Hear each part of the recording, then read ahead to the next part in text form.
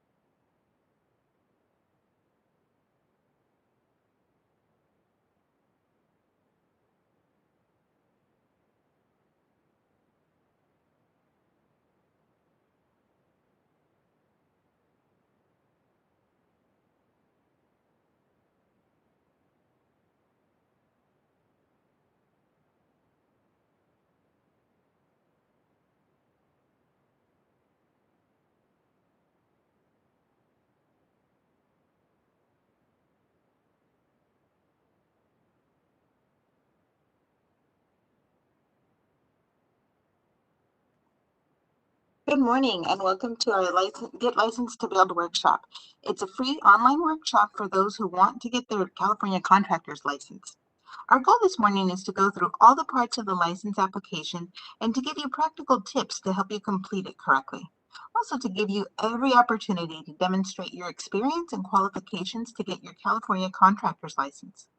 We will also help get you ready for your licensing exams and give you a link to a video that shows you exactly what to expect on your test day. Today's webcast is presented by the Contractor State License Board, the government agency responsible for regulating the California construction industry. My name is Anna Rodriguez. I'm an enforcement supervisor. Joining us today is Fode Garagoslo, licensing supervisor. Good morning, Fode. Good morning, Anna. CSLB is overseen by a 15-member board that directs administrative policy for our operations. Our board is made up of 10 public members, including 1 labor representative, 1 local building official, and 1 representative of a statewide senior citizen organization, and 5 contractors. Appointments are made by the governor and the state legislature. Please note, CSLB test centers are open. Unvaccinated applicants will have to wear masks on their test day. Face coverings are not required for fully vaccinated individuals inside the CSLB buildings and test centers. If you are watching right now on either YouTube Live or Facebook Live and want to ask questions, you'll need to join us on Webex. There's a banner with a link on the top of our homepage, www.cslb.ca.gov. This is also where you can download the presentation to follow along. The presentation file includes clickable bonus links that appear on the slides throughout this workshop. We are going to present a lot of information today, so don't worry if you don't catch it all. We will archive the video of this workshop and put it on our YouTube channel, so you can go back and watch it again if needed. To ask a question on Webex, you want to use the Q&A feature, not the chat feature, on the bottom right of your screen. Make sure you send your questions to all panelists. Finally, we tend to get a lot of questions during the workshops on how you can document your work experience and what credit you can get for your education or military service. Those questions are fine, but we would ask that you wait to send all of those questions until after you watch that part of the workshop. We will go through your questions at the end of our presentation, which usually lasts about 45 minutes to an hour. The information obtained during this webcast is not, nor is intended to be legal advice. While this webcast contains general information, including legal guidelines for contractor license applications, it does not contain definitive statements of the law and may not reflect the most current legal developments in the construction industry. Such guidelines communicated or discussed during the webcast are for informational purposes only. If you have questions about the application of the law for specific situations, you should contact an attorney who is familiar with California construction law or review the 2021 edition of the CSLB application, California Contractors License Law, and reference book. You can download it for free on CSLB website or purchase it directly from the publisher LexisNexis. There are links for both at the bottom of the screen.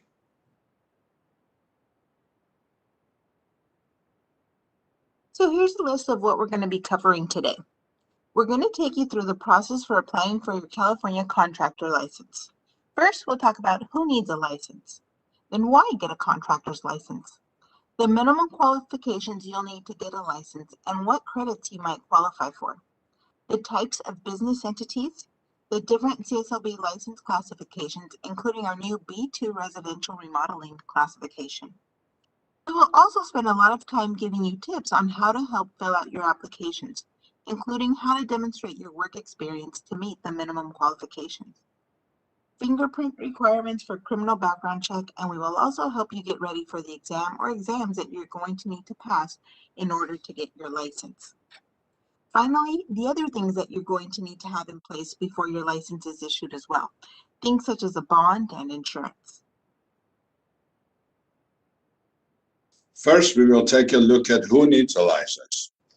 Here in California, the state contractor's license is needed for all construction projects priced at $500 or more.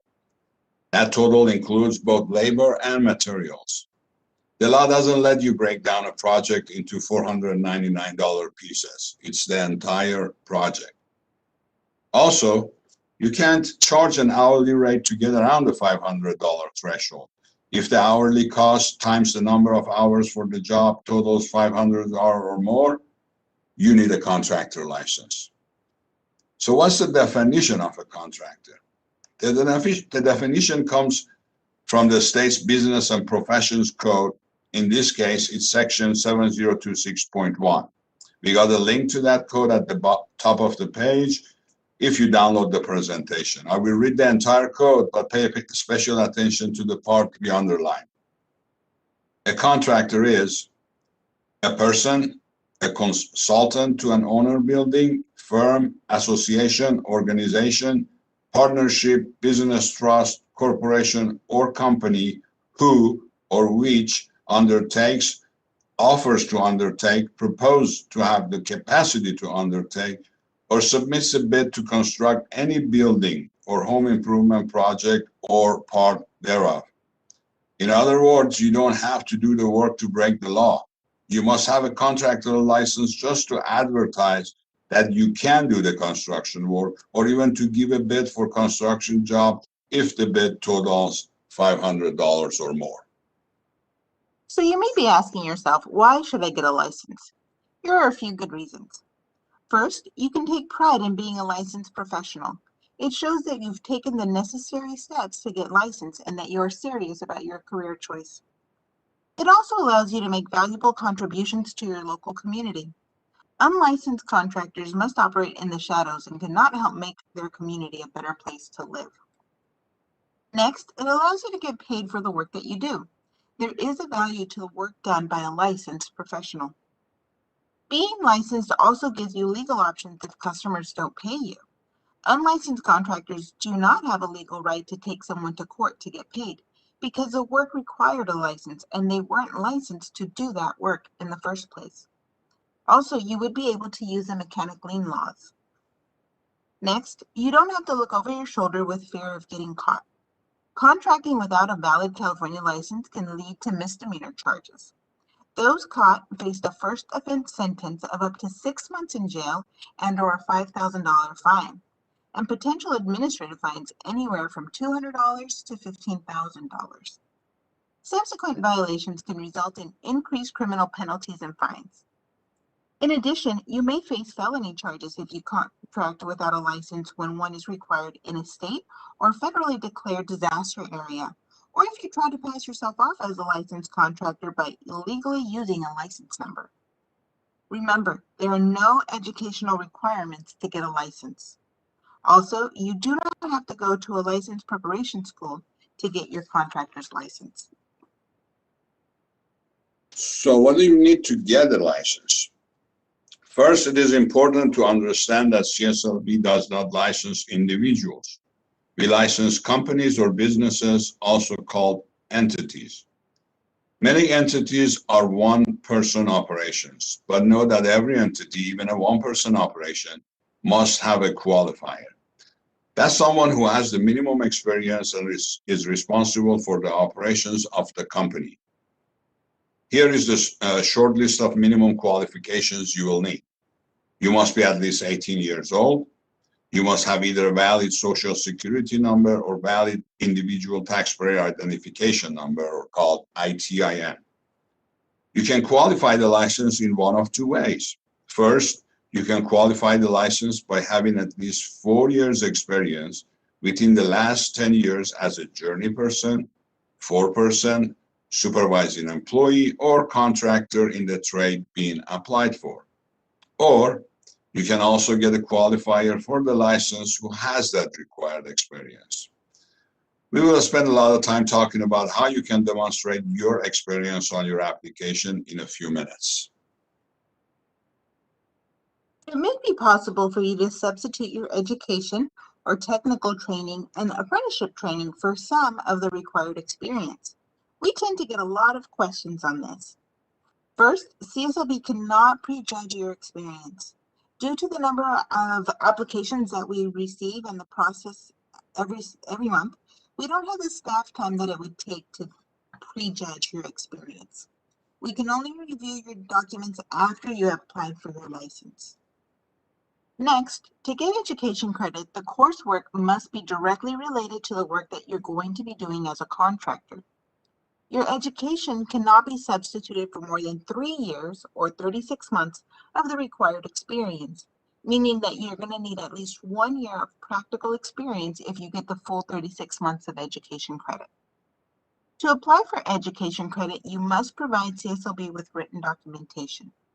That means a copy of your apprenticeship completion certificate or the official transcripts from your technical school or your college.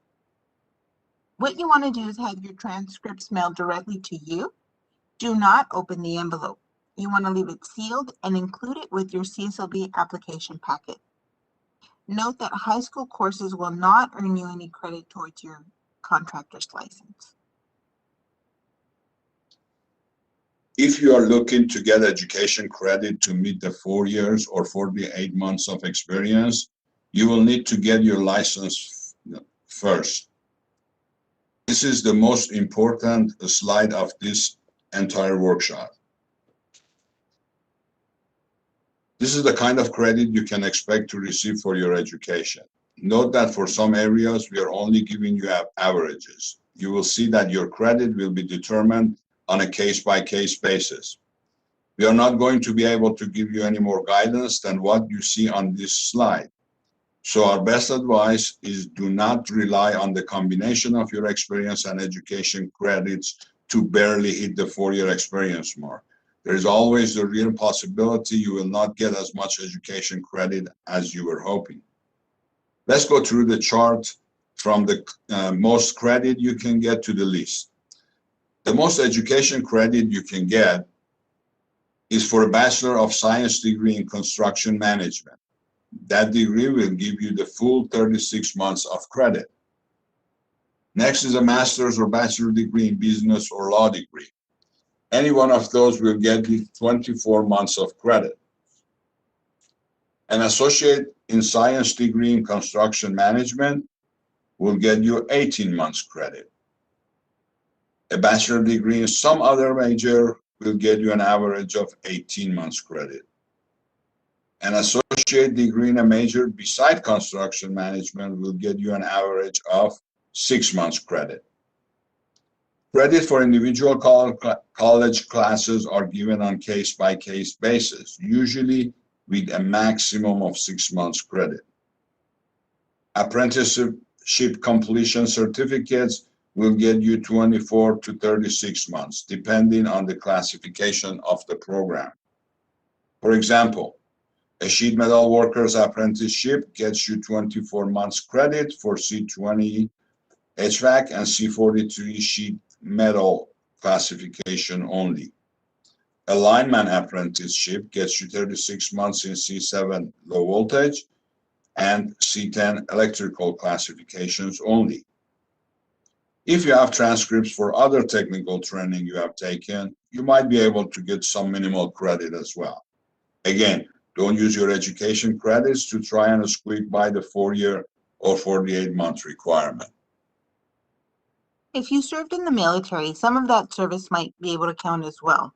On the bottom of the page, you'll see a bonus link to our CSLB Military Application Assistance Program, where you can learn more. The license qualifier also must pass 2 different exams, both taken on a computer at one of our CSLB test centers. One exam is on California business law. The other is in the specific trade covered by the license. We also have limited specialty licenses, which we can discuss later. Those licenses only require that the qualifier take the law and business examination. As we mentioned, the qualifier is the one who must take and pass the required exams or qualify for a waiver. We're not going to spend a lot of time on the waiver, only to say that you might be able to request a waiver from taking one or both of the exams, but it has to be in very specific situations. We recommend that you look at the CSLB website for more information on those specific situations. We have included a bonus link here at the bottom of the page. The qualifier must also undergo the criminal background check. We will go more in depth on that in a few minutes. After the license is issued, the qualifier must be in a position to exercise direct supervision and control of the company's operations. They are also responsible for all workmanship issues. It is also important to note here that if you are trying to get a B, General Building Contractor license, and you hire subcontractors to work under you, you are responsible as a project's prime contractor for the work that they do. The next thing you are going to need to determine before applying for your license is which type of entity your business will be. There are 4 types. First is the sole ownership, where the owner or responsible managing employee may serve as the license qualifier.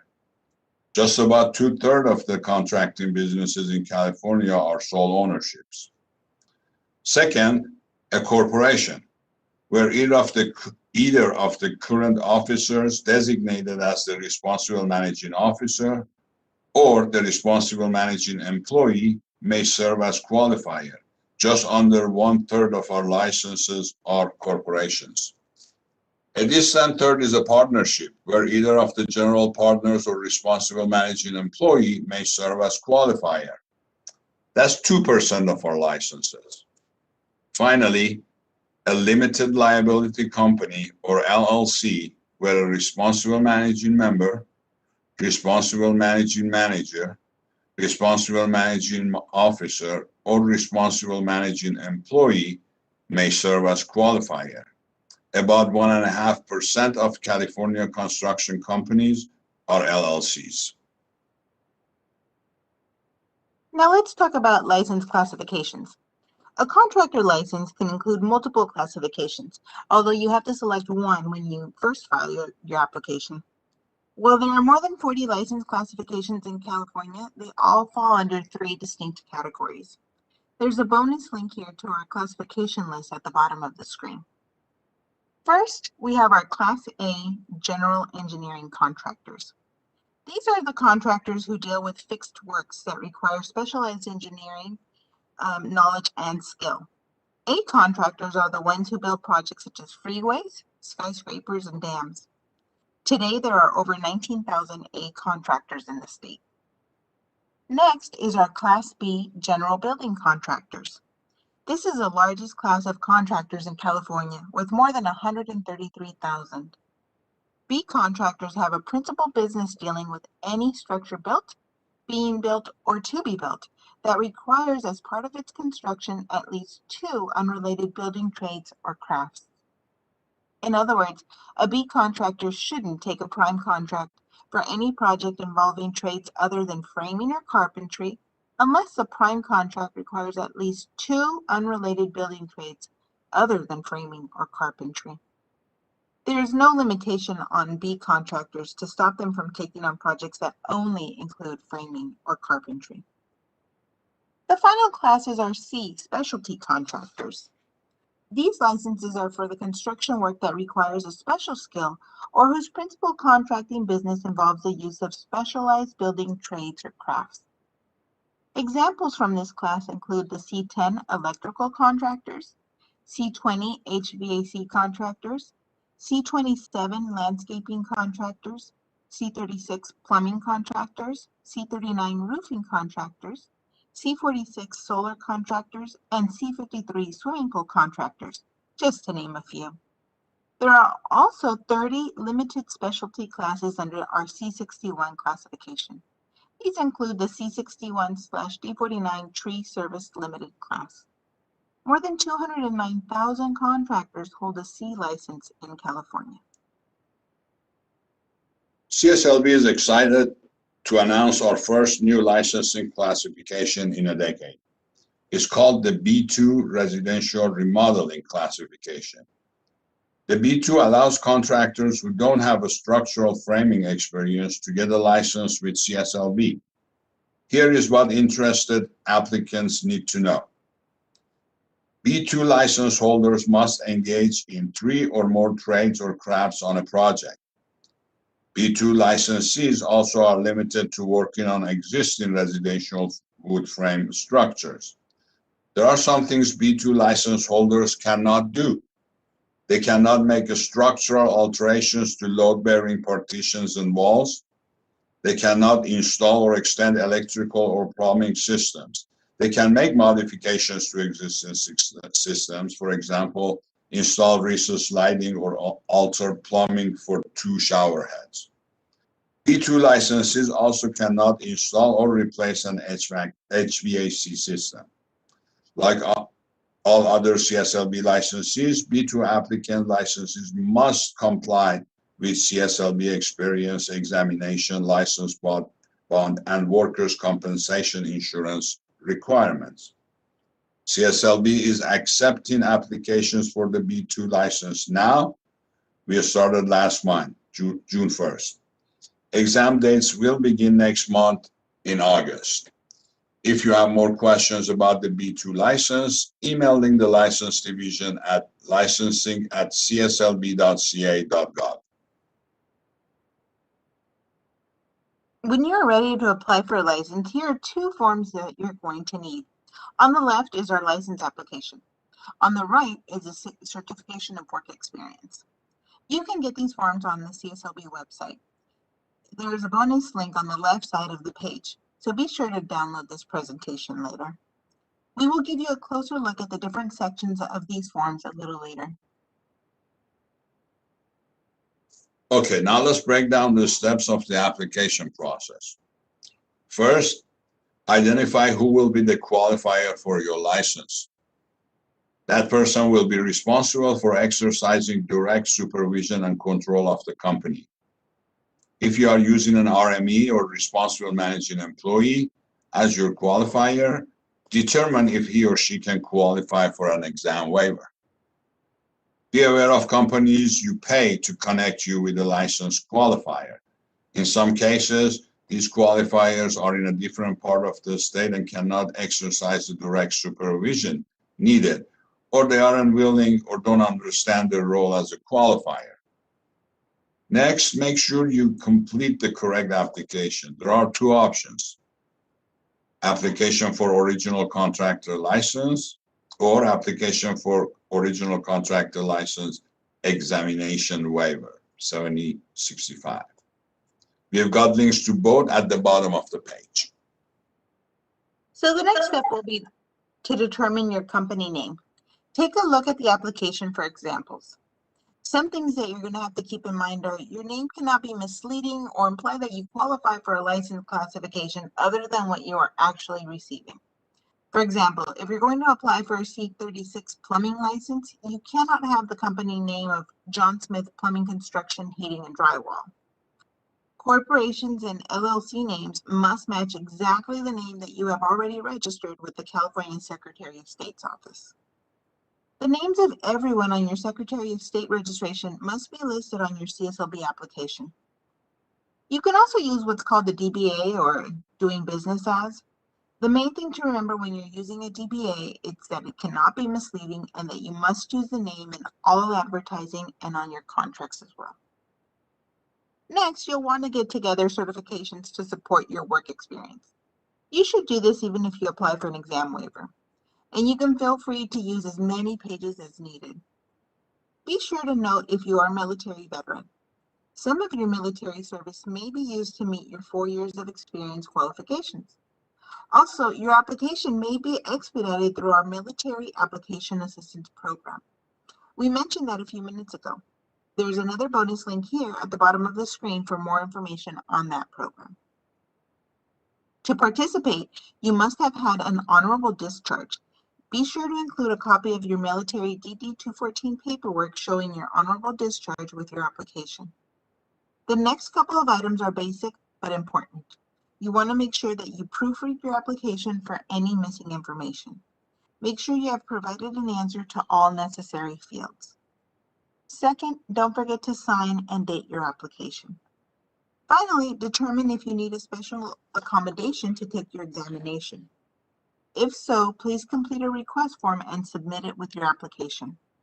We'll talk about the use of a translator a little bit later.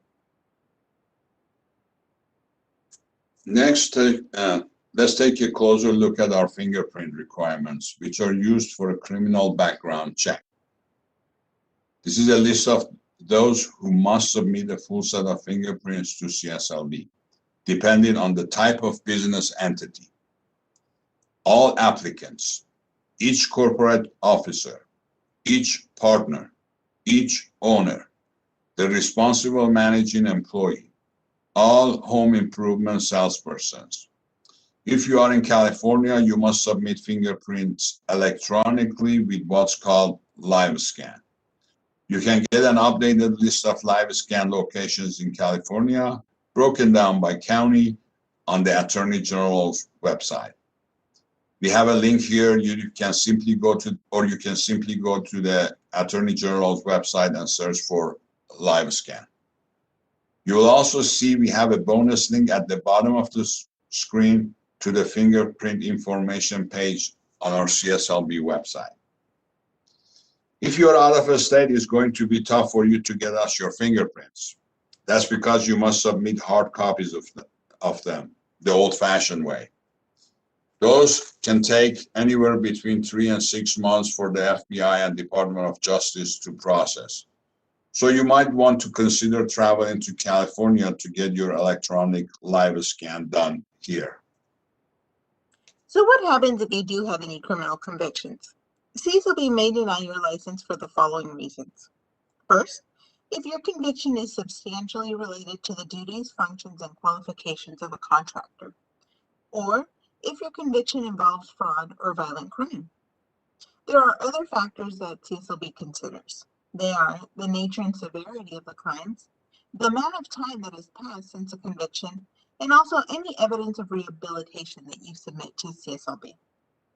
CSLB evaluates felony criminal convictions which occurred within 7 years of the application date. So for applications filed this year, we would go back to 2014. For misdemeanor criminal convictions, we look back for 3 years from the application date, so to 2018. That's unless the convictions are for a violent felony, certain sexual crimes, or financial crimes related to construction. CSLB denies only 1% of all the applications we get based on criminal convictions. You'll also note the bonus link to our fingerprint information at the bottom of the page. Okay, along with the education credits we talked about earlier, this next section is probably the most important of the entire workshop and the part of the application that causes the most headaches for applicants. It is how you demonstrate your work experience on your application. Remember, the license qualifier needs 4 years or 48 months of experience within the past 10 years in the classification for which he or she is applying. That means at least 4 years of experience since 2011. The experience must be at no less than a journeyman level or as a foreman, supervising employee, contractor, or owner builder. A journeyman is defined as an experienced worker who is fully qualified as opposed to a trainee and can perform trade without supervision, or one who has completed an apprenticeship program. There's a limited amount of space on the application to show your certified work experience, so feel free to use additional pages if needed and simply attach them at the end of your work experience form. Use as many certifications of work experience forms that you need in order to provide the required 4 years of experience within the last 10 years. And you're going to want to use a different form for each certifier. Be as accurate as possible. Make sure that the person that's certifying your work describes the actual work that you performed and the dates in which he performed them. We will now share some examples of both good and unacceptable descriptions to demonstrate work experience. Remember, we don't want you to copy and paste this information directly into your application. They're just examples that you can use. At the top of this chart is the classification and type of experience you are trying to demonstrate. This first example is journey person experience. The overall theme we will keep repeating is the more specific the description, the better. The work experience form should be completed by your certifier, someone who has knowledge and has observed your work experience for the classification you're applying for. That person does not have to be a licensed contractor. Okay, so our first example here is for our Class B general building contractors. The best type of description your certifier would use for journey person experience is to be very specific. Journey person experience must include hands-on work and would be something like this.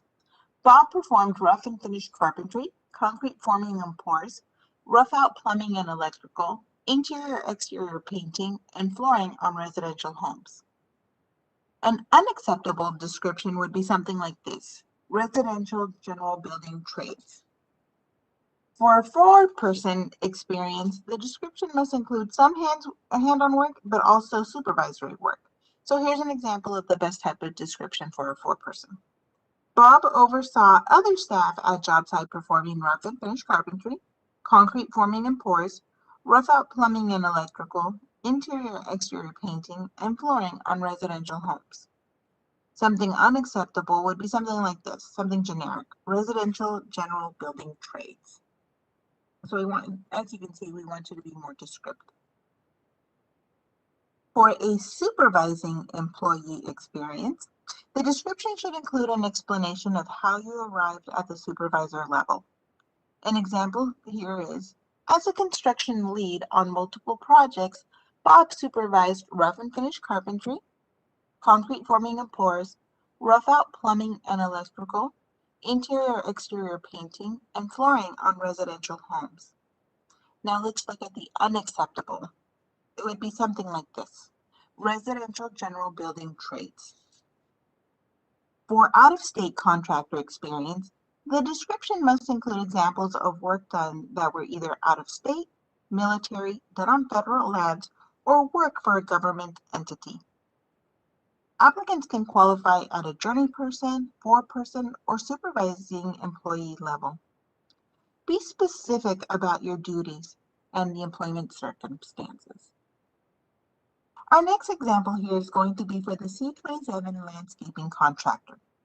First, for the experience at a journeyman level. The best type of description your certifier can use would be something like this: Jane performed landscape construction, maintenance and installation of sprinklers, ground plants, low voltage lighting, ornamental yard art, concrete mow strips and pathways, and tree pruning. Something unacceptable would be something generic, something like this: gardening, yard maintenance, planting.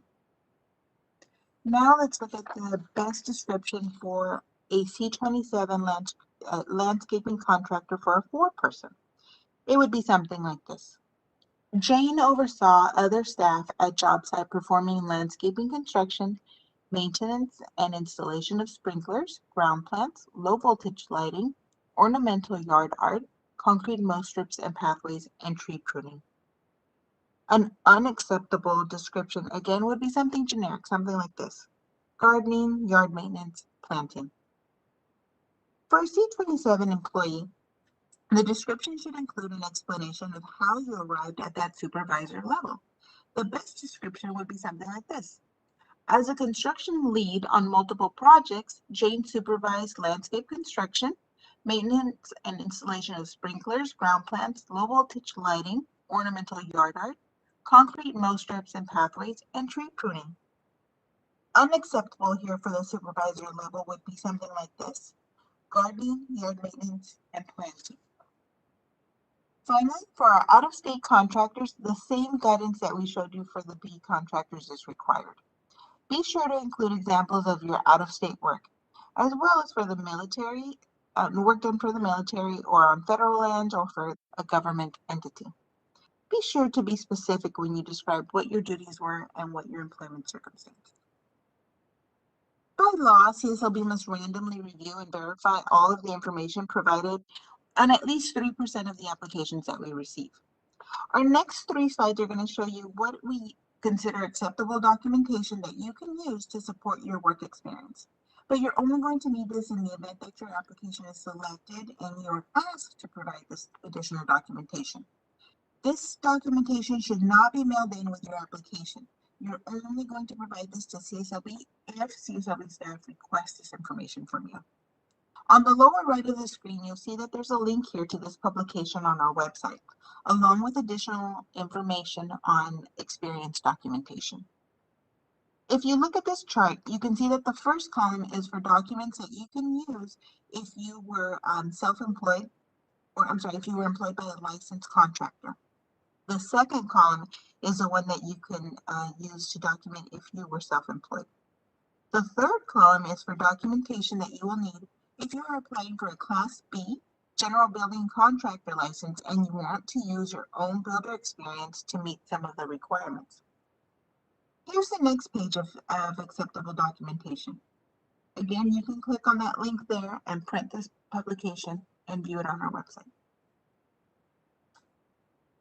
If you do not have this information readily available, you may want to begin to gather it now, just in case you're asked to provide it in the future.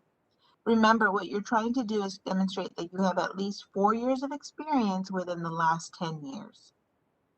CSLB staff may contact the certifier of the experience or to verify any of the information that you provided.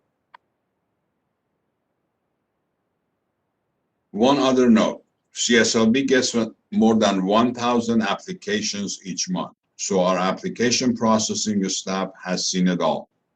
They've got 2 pieces of advice for you. First, don't cut and paste from this presentation. Also, don't try to get around having to take a trade test by applying for multiple subcategories under the C61 limited specialty classification. Okay, that's the content you will need to fill out your application. Before getting into CSLB, double check it to make sure you did not miss anything. Be sure to sign and date it as well. And don't forget to include the all-important $330 application fee. You will pay the $200 initial licensing fee after you pass your exam or exams. Then put your application packet in the mail to CSLB or hand deliver to one of our public counters. We've got a bonus link at the bottom of the screen with our office locations. Okay, now that we've gone through the information that you're going to need to include, we're going to take a closer look at the application so you can see where you're going to be including this information.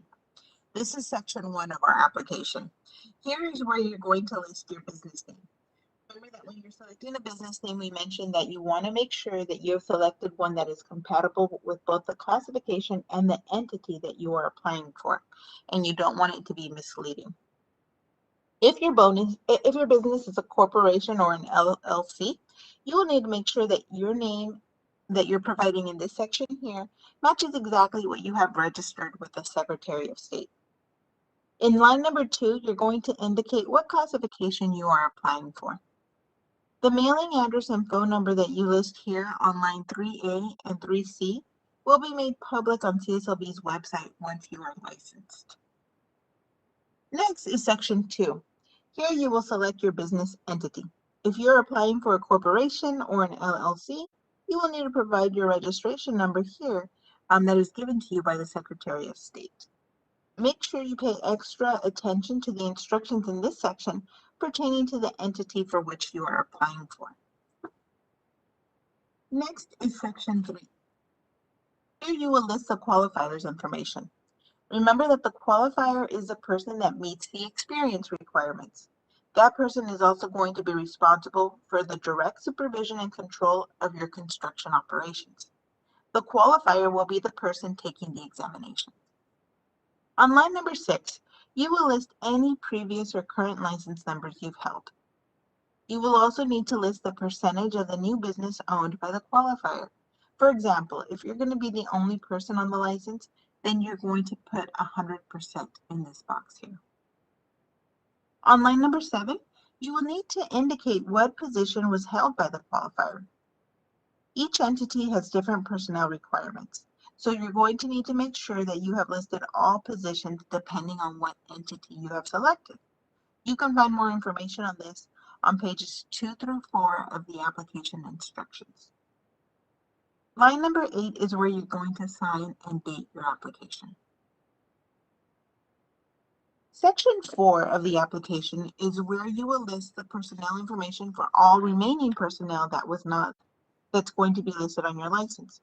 For example, if you're applying for a corporation, you're going to need to tell us who's going to be the responsible managing officer or employee, the president, the secretary, and the treasurer. Again, more information can be found on this on page 4 of our application instructions. If you will have more than 4 people on your license, feel free to make additional copies of this page and include it with your application.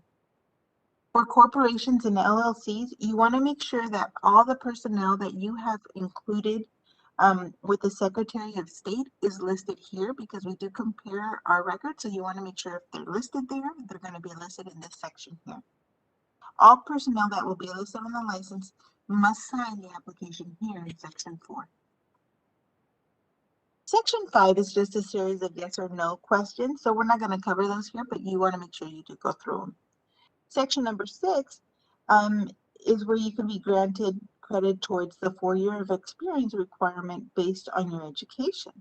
Here, question number 17 asks if you have completed an educational or apprenticeship program.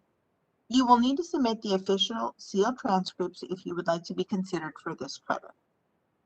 If you attended formal training or an apprenticeship program, you will also need to provide the certificate of completion.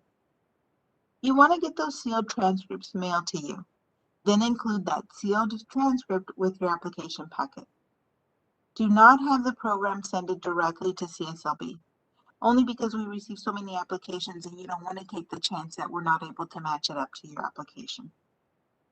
CSLB may grant you up to 3 years of credit based on your education. The credit is not given on a year-to-year basis, which means just because you have a 2-year college degree doesn't necessarily mean that you will be granted 2 years of credit towards your experience requirement. You may qualify for this credit regardless of when you completed your education. A 10-year time limit does not apply to education. You may also apply for this credit even if your education was received out of the country.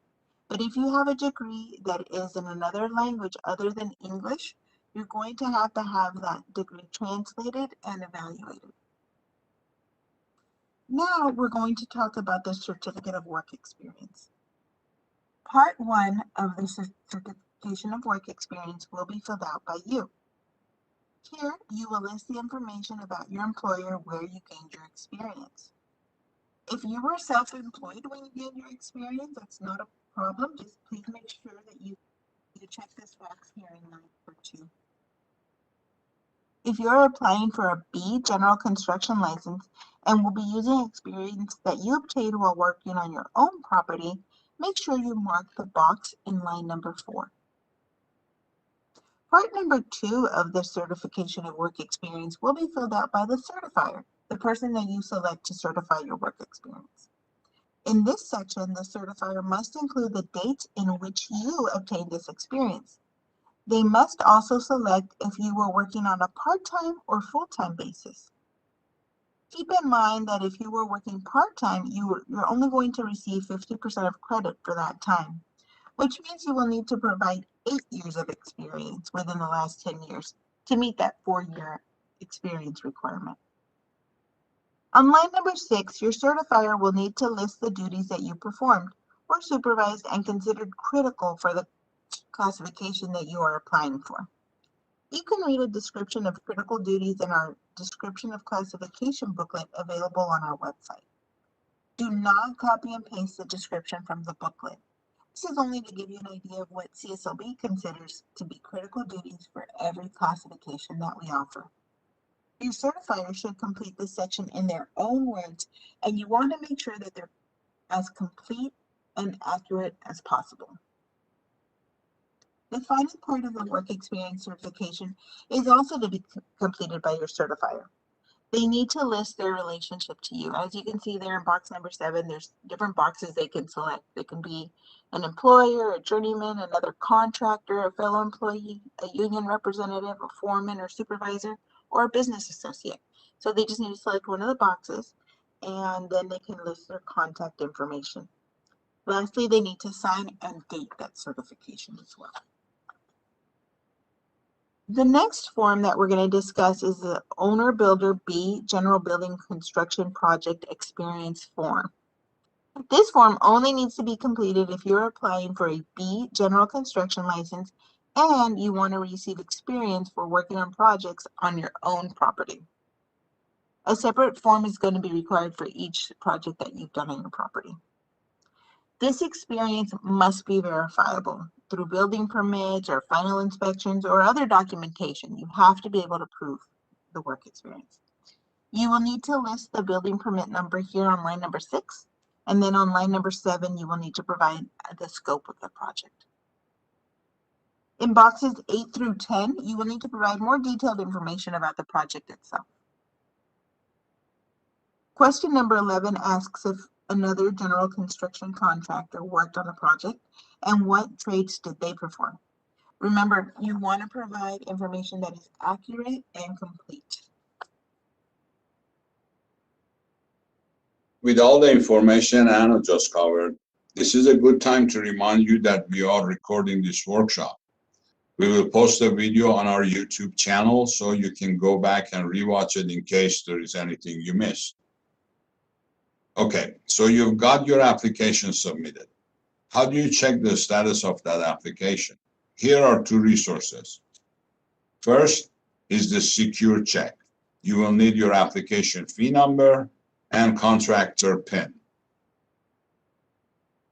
number to get an update. We will send you that information after we receive, accept, and post your completed application. The second way to check is to look online at our processing times. Each week, we update our website with the dates we receive the paperwork for a specific process. So look for the date being worked on and know that if the date shown is after the date we likely received your paperwork, it's likely we are busy working on your applications. As you can imagine, CSLB receives hundreds, if not thousands of documents every day, and we process them in the order they're received. So be sure to take extra time getting the application right so we don't have to send it back to you to correct and then have to start processing your application again. When your application has been accepted, CSLB will send you a notice to appear for examination and a study guide.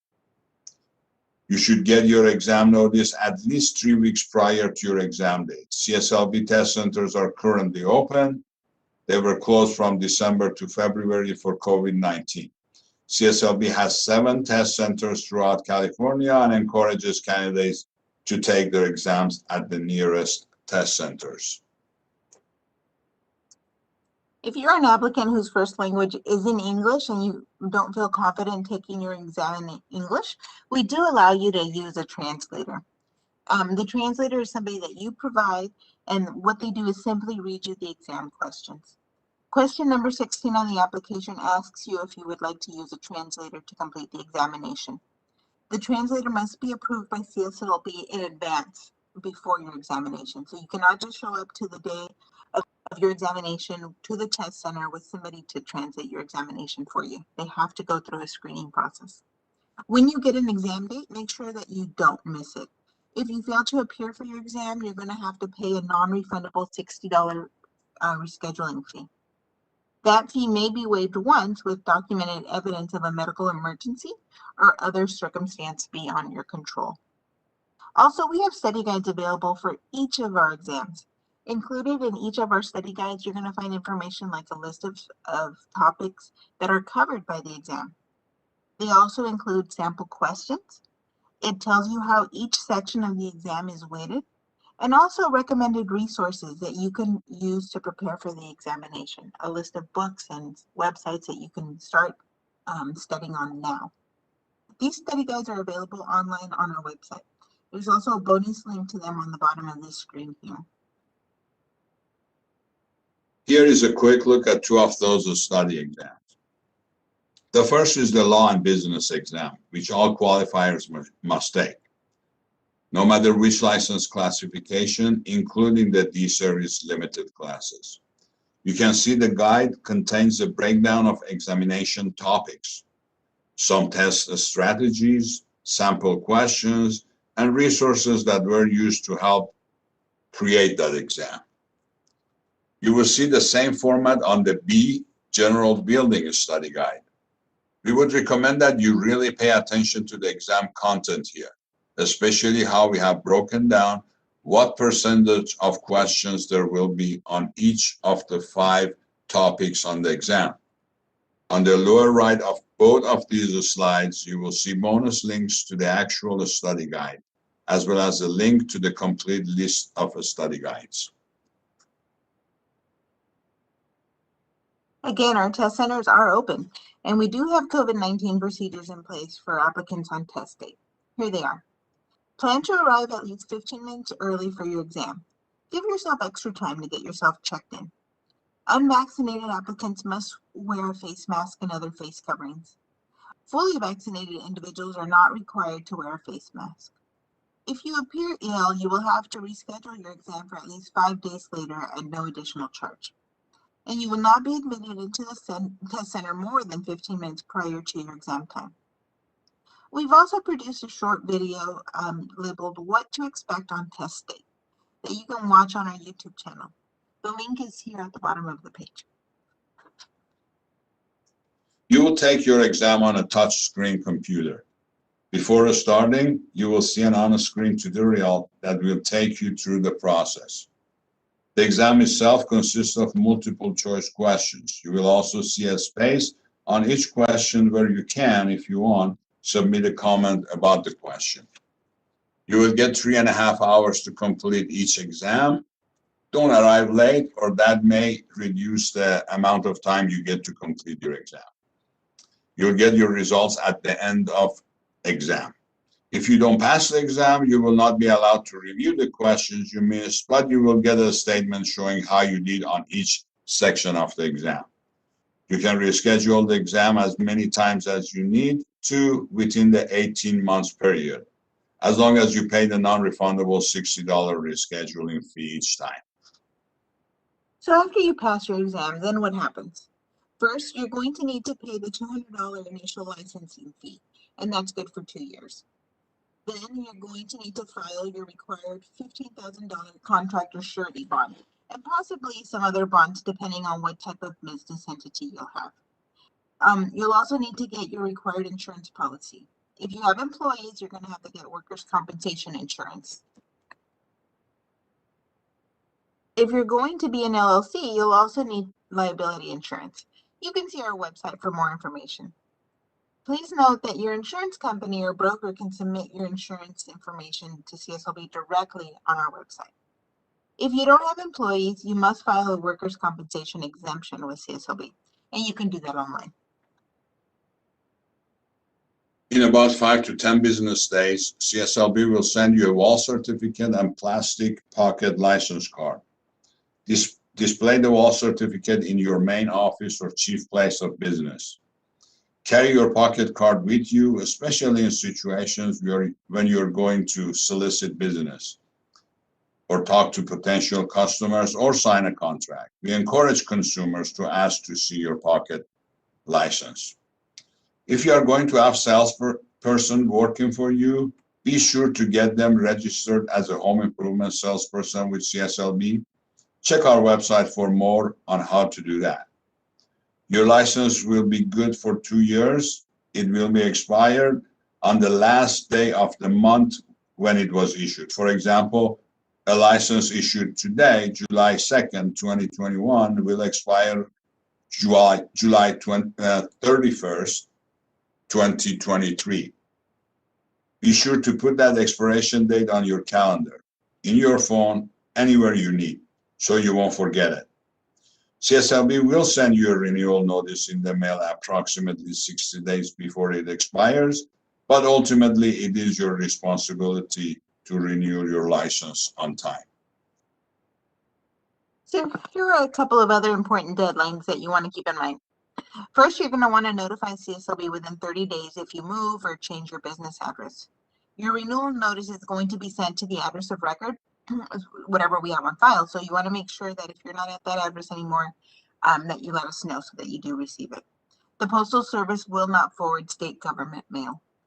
Finally, notify CSLB within 30 days of all changes to the personnel on your license, but especially if it involves the qualifier of your license.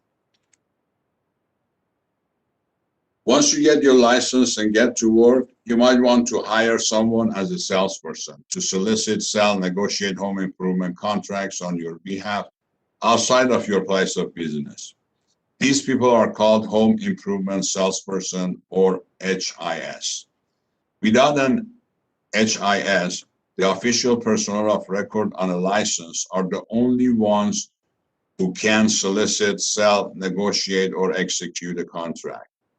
That includes individual contractors, licensed qualifiers, partners, corporation officers, and LLC responsible managing officers, members, managers, or employees. A home improvement salesperson can work for more than one contractor. The licensee must notify CSLB in writing when they either associate or disassociate a home improvement salesperson with their license. So there are a couple of exceptions to note. First, for those who are only going to be scheduling appointments for a contractor or registered HIS.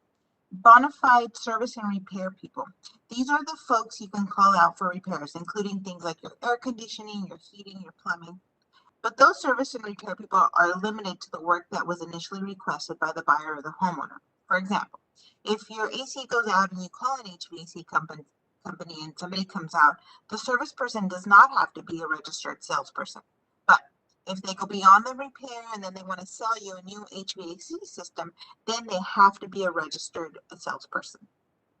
Also, don't employ an unregistered salesperson. That subjects you to administrative discipline, and the salesperson might get a citation, possibly even a criminal misdemeanor charge. We've got a bonus link here at the bottom of this page here if you want to look at the actual code section of law. Okay, so that's it for our presentation. Now we're going to go ahead and answer the questions that we have received so far. We'll go ahead and take turns answering the questions.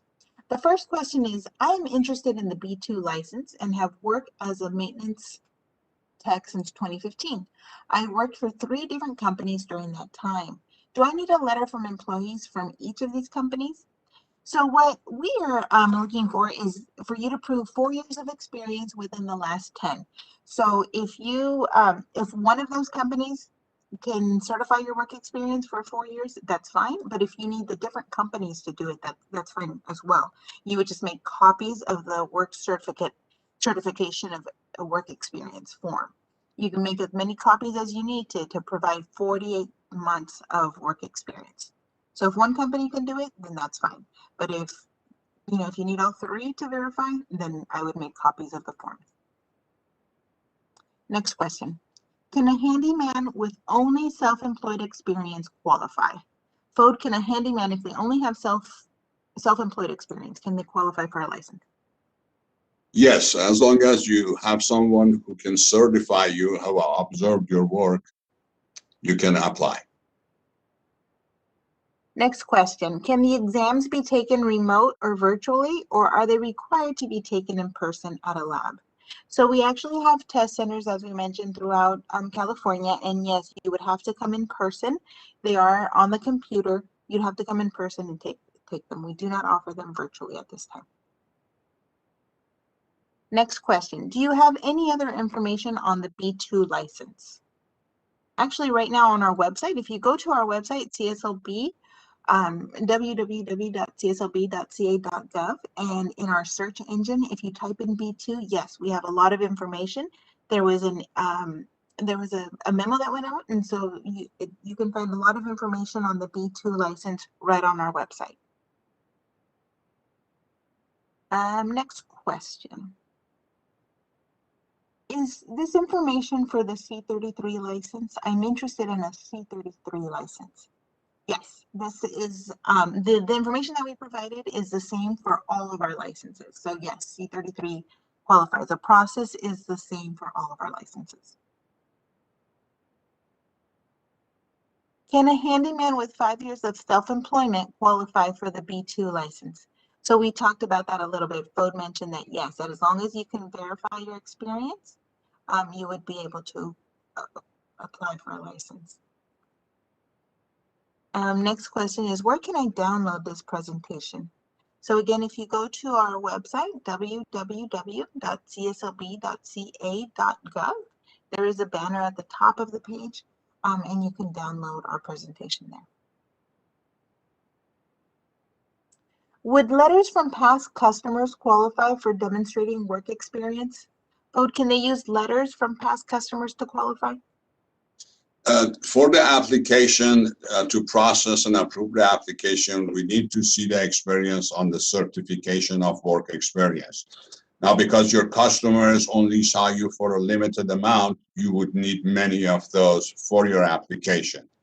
But if your application is selected for the 3%, for more information regarding your experience, in that point, when we communicate with you, it would be accepted, those letters. But for your initial application, we need your experience reflect on the certification of work experience, not letters. Do you need multiple pages for different companies to certify your time? Okay, so initially, just like Bo just mentioned, initially when you submit your application, you're submitting your application and you are also submitting a certification of work experience. If you have one person, you select your certifier. If you have one certifier who can vouch for you for the full 4 years, then you only need that one certification. However, sometimes people work for different companies. Maybe somebody can vouch for 2 years, but you need somebody else to certify the other 2 years. So then that's when we say you want to make a copy of that form and have 2 different certifiers. Make sure that it's 48 different months. We don't want any overlapping time, but make sure that you have 48 months of experience within the last 10 years. That's what's needed to, that's what you need to, in order to qualify for a license. So at that time, you would need multiple if one person can do it. I hope that answers your question. I am the chairman of the Clark County Planning Commission. I work with land usage, planning, and building issues, and most importantly, with growth management. Could I use that as work experience? FODE, would that qualify him as for work experience? Sure, work with that. It is really. Sorry. You hear me? Yes, now I do, sir. Yeah, it is. It is very hard to get the details of in this forum. So what I recommend, please, Stephen, I will leave the name.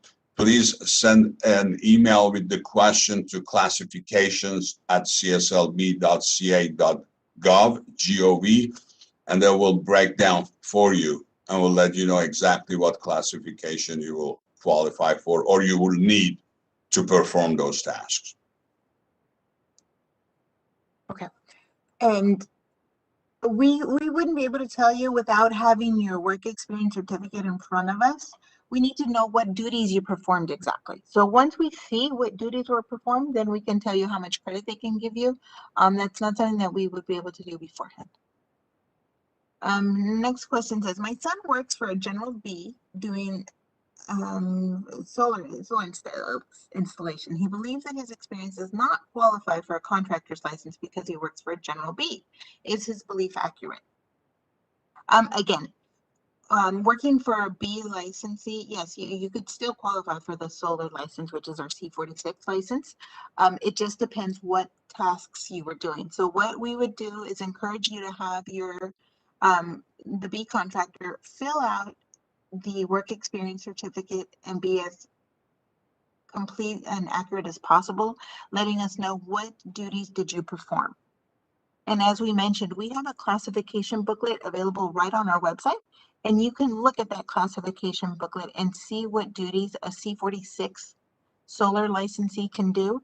And if those are duties that you are performing, make sure that you include that in the certification. Make sure that your certifier lets us know these are the duties that I have been performing, because those are the duties that CSLB considers critical duties for that classification. Yeah. Okay, next question. I have a master's degree in engineering management, a bachelor's in mechanical engineering. I've installed 2 ground mount solar systems under owner builder permits in Placer. Could this qualify me for a C46 license?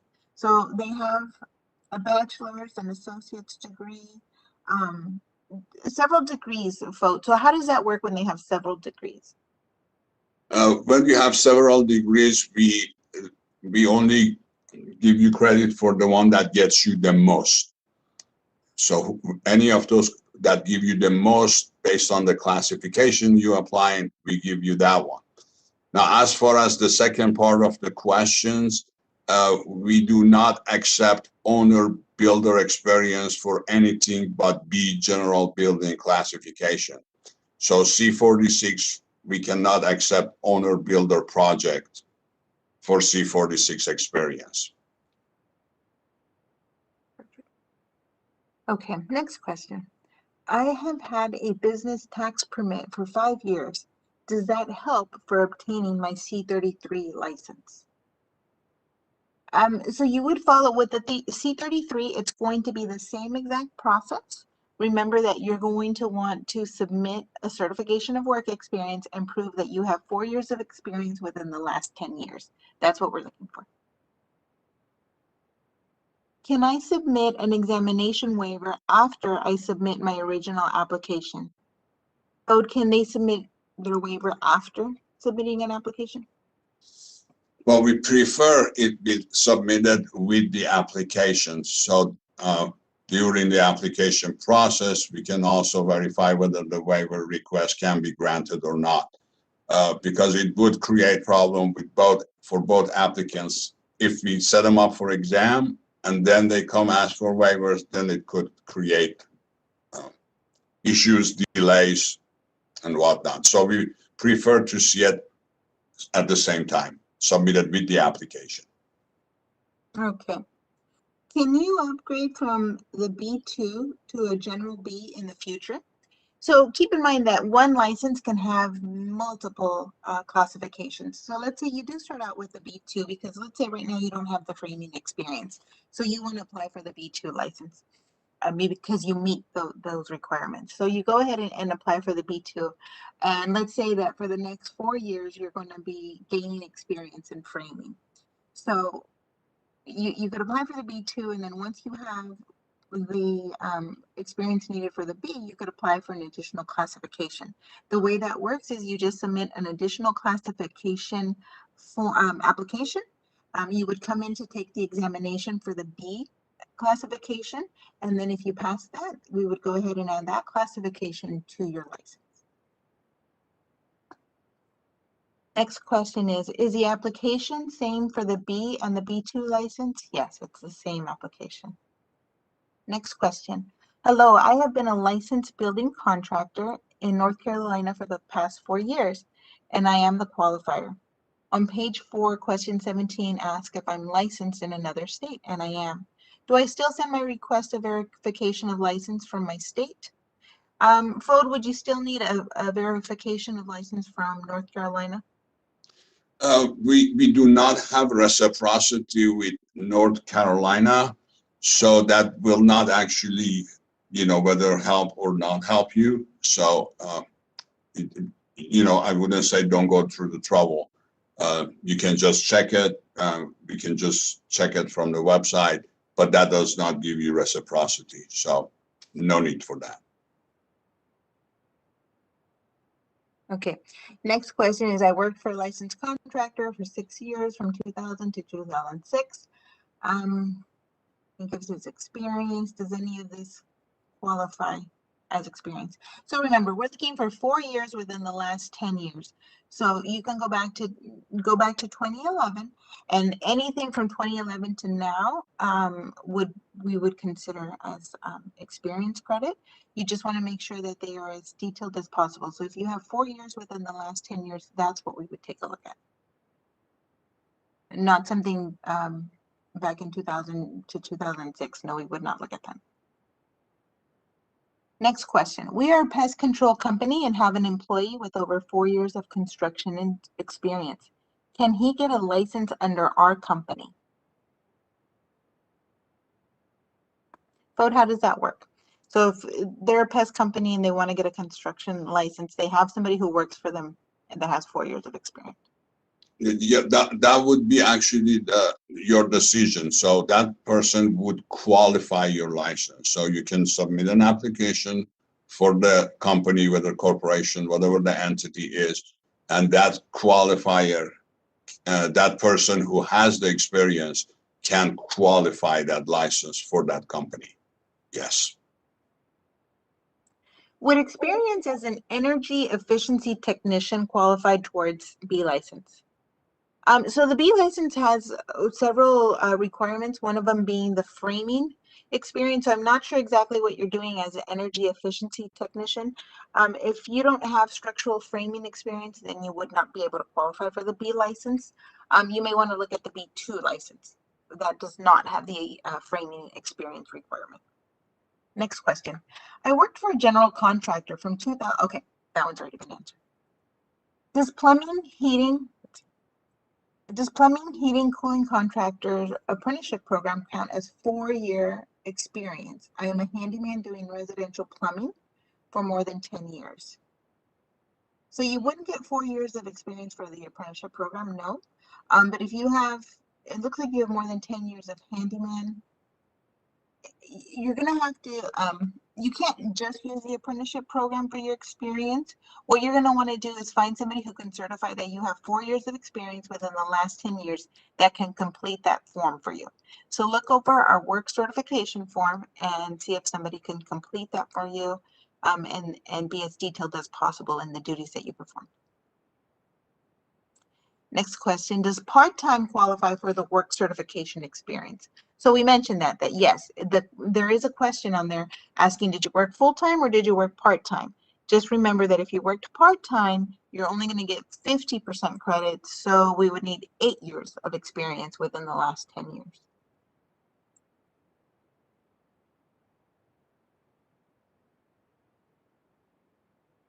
If you work for an owner builder, then what would you need if you worked for an owner builder? I'm not sure what that question relates to. I'm thinking, what would you need to prove your experience? May I interject? Yeah. Yes, please. Yeah. If you work for an owner builder and they pay you, so you become a self-employed. So they have hired you and you're self-employed working for them. So you have to document your experience as a self-employed. Perfect. Am I able to use my time with the civil engineer I worked for as project manager?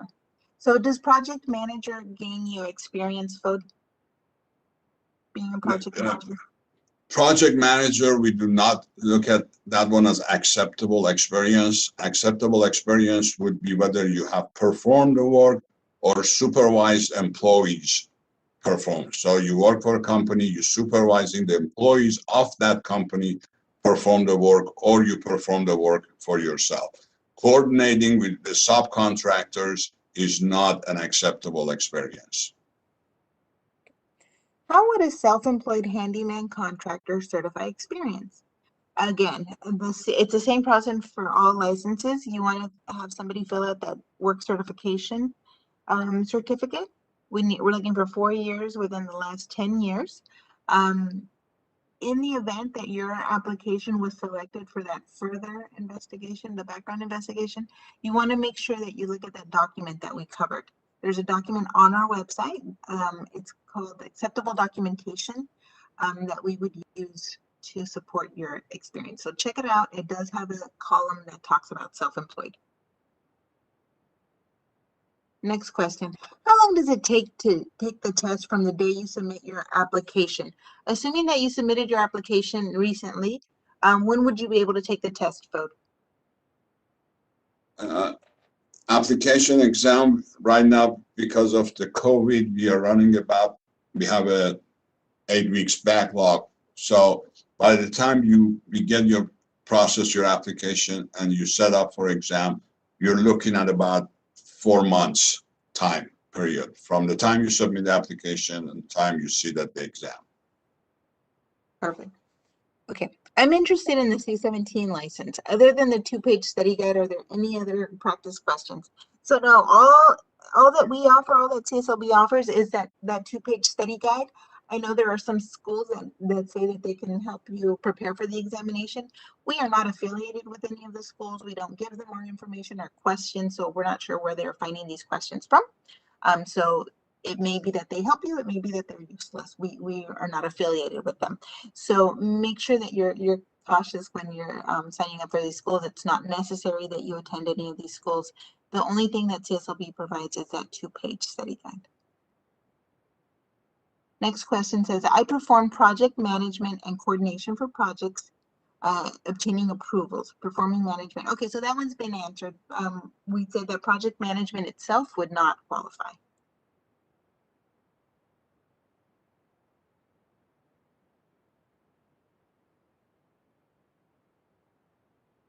The next question, let's see.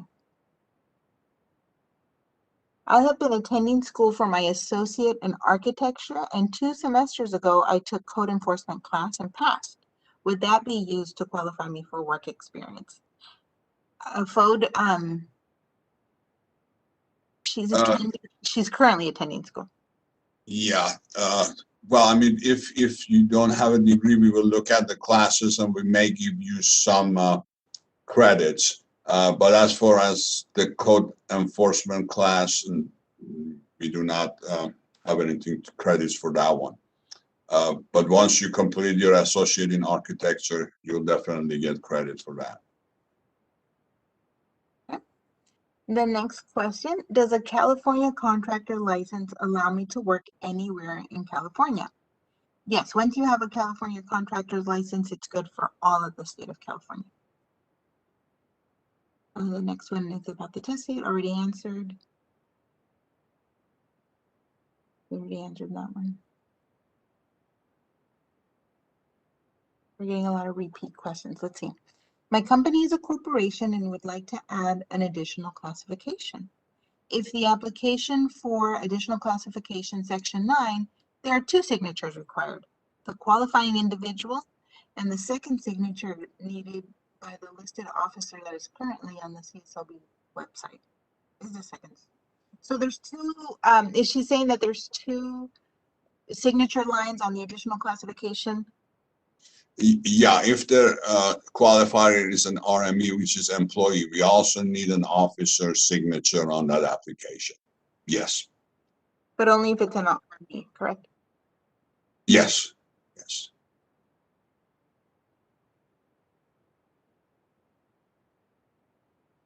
Okay. This one is a continuation. It looks like I have performed roofing, plumbing, drywall, paint, some framing, and was a supervising project manager. I was on site for all inspections and full permit.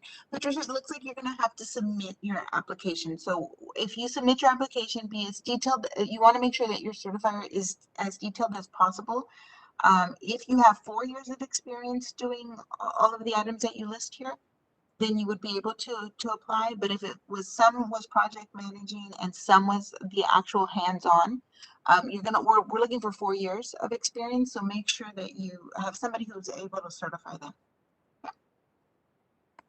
I applied about 4 years ago, paid the $400 fee, and submitted some invoices of work done.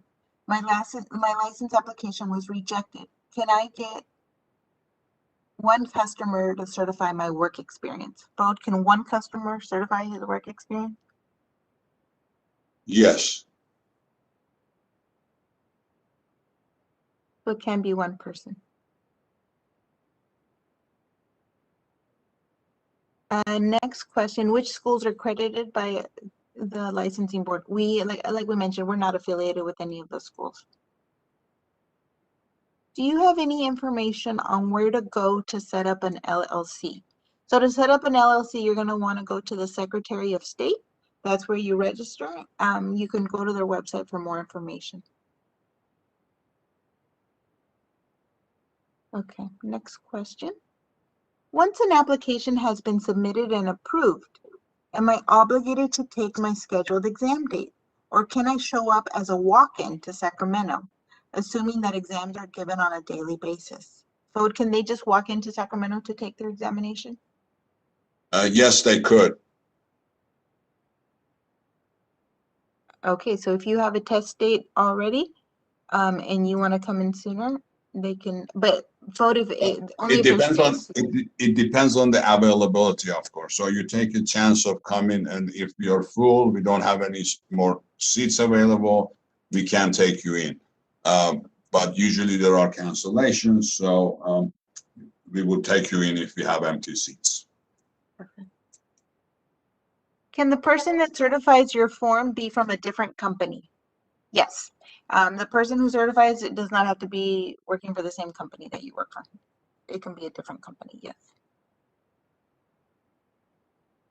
Okay, looks like that's the last question. All right, thank you. Thank you for your questions. So that's the time we have today for our workshop. If you have any other questions about your application, we encourage you to send an email to our licensing division. That's licensing@cslb.ca.gov. And it's listed there on the screen.